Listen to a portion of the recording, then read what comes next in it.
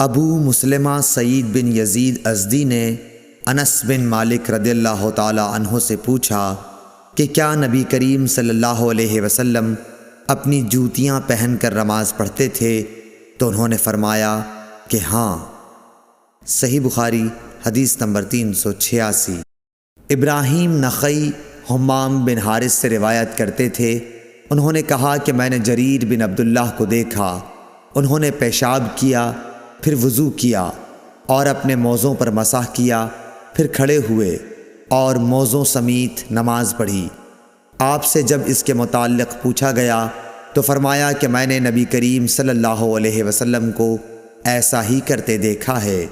ابراہیم نخعی نے کہا کہ یہ حدیث لوگوں کی نظر میں بہت پسندیدہ تھی، کیونکہ جریر رضی اللہ تعالی عنہ آخر میں اسلام لائے تھے۔ صحیح بخاری حدیث نمبر 370۔ مغیرہ بن شعبہ نے کہا کہ میں نے نبی کریم صلی اللہ علیہ وسلم کو وضو کرایا، آپ نے اپنے موزوں پر مسح کیا اور نماز پڑھی۔